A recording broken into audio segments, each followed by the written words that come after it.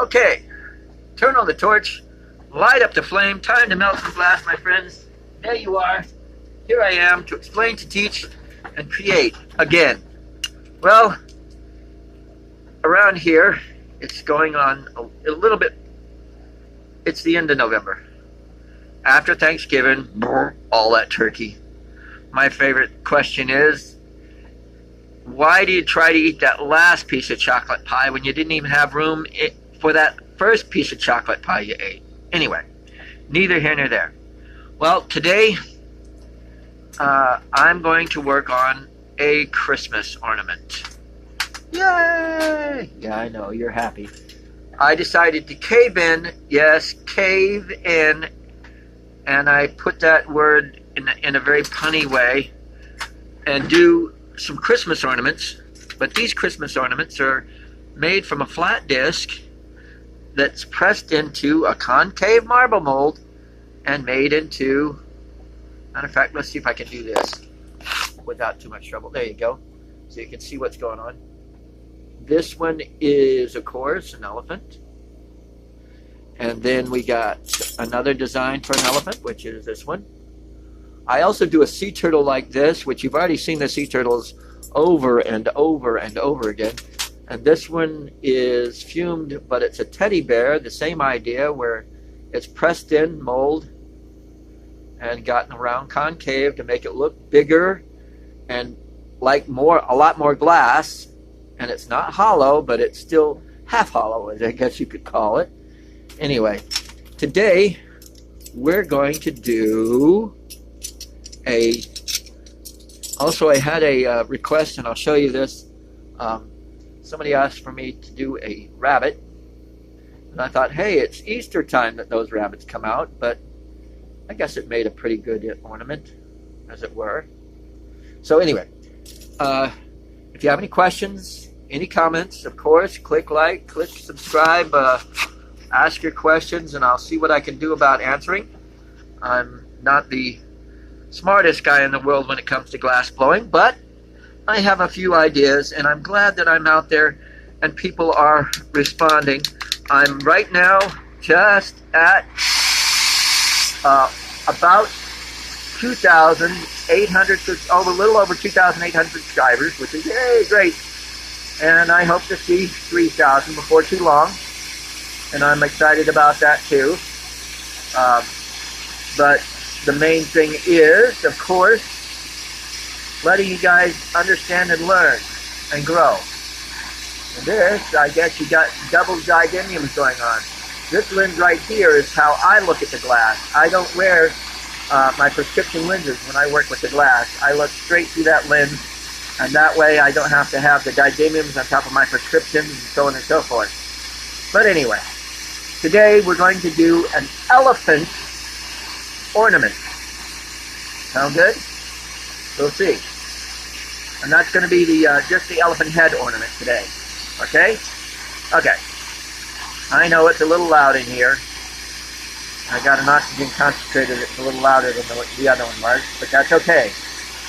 And my torch, because I'm doing something so big, has to be a little louder also. Now I'm going to use this marble mold to make the concave lens, as it were. And from that concave lens is going to come your elephant trunk. Now I flatten it out like you saw. And now I'm heating up both sides so it's very pliable. And I'm going to try to center it on top of that one marble mold there and press. Hey, it came out really good. Well, a little bit lopsided, but it'll still do what I want it to do. And I'll show you why. Okay. Here we go. Now I'm going to make the ears on this elephant. And the ears are basically my fold and pull method that I talked to you about. It's actually reverse to that. It's pull and fold, and I'll show you why. But I call it a fold and pull because it sounds a little better. Fold and pull, but it's pull over, pull out and fold over. Now in this case, I'm going to try to point it almost up to the middle of the elephant there, but not quite, just on one side. Pull up and fold over. pull up and fold over. And this is going to make the ear to the elephant, like so.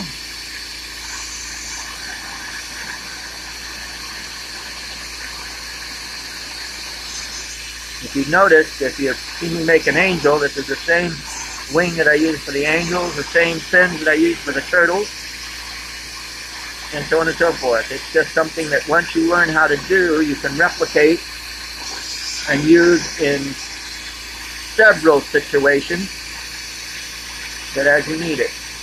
Again, I almost going straight up and then folding it over, pull up, fold over, pull up, fold over, and then when I feel like I've gotten just enough to equalize the other side even, I pull down and then outward.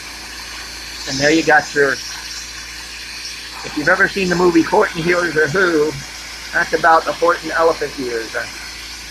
Now, next step, I'm going to put a loop, or bail, or whatever you want to call it, right on top of the head, like so.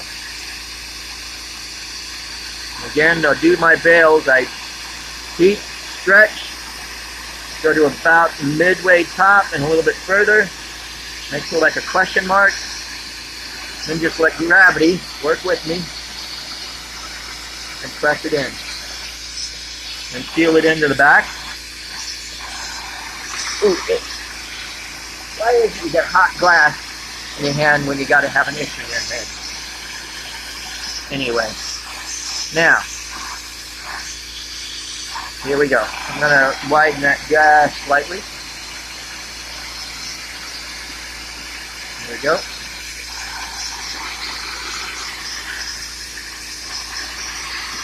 Now you can do this one of two ways, but I'm going to use a cold weld at this point, because I like this method as well as I like, if you have a clamp available, that'll work too. A gripper, clamp, whatever. Now what I'm going to do is I'm going to heat up basically where the head was, and now I'm going to elongate it just slightly to make the elephant head style there. See there, I'm sort of stretching it little bit by little bit.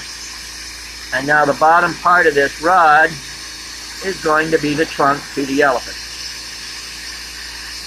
Now at this point I'm going to switch, because my right hand is my dominant hand. And yeah, I could have done it with the left hand, but I like having a little bit more control. I work both hands together, don't get me wrong there.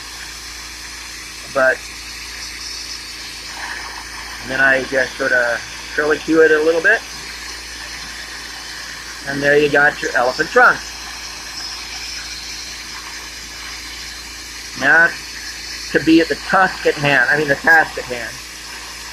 So just about where the trunk starts, seal it to just inside the trunk there, and curve it out. There's one. Now the next one.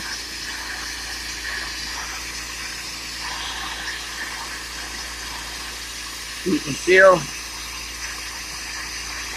Make sure it's sealed together well. Not sticking two pieces of glass together, but you're making one piece of glass. And curve it out. Now for the eyes. Now I can do that with clear, I can do it with color, but a lot of people look for the eyes, so I put it right between the tusk and the ears on the side of the face. And there you go. One elephant ornament. Thanks for, well, let me finish this off and put it in the oven. Fire polish. Okay, turn that off. And I'll take this off so you can see it a little better. Yeah, I want to touch it with my hot little finger here. There you go. I like what I do. And I'm glad sometimes inspiration hits and I come up with new ideas. That's a whole part of it.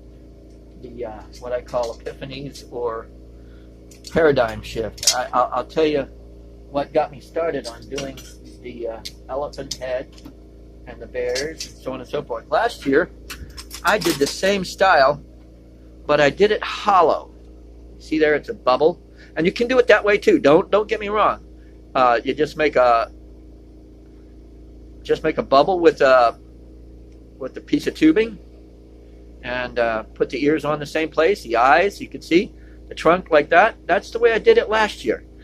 And this year, I decided I was doing what I did. I do the turtles, and I don't have one handy, or I'd show you. But basically, the turtle is, you know, you've seen my turtles, and you can look up. Actually, I'll put a URL to the video on me doing the Christmas ornament turtle, I think.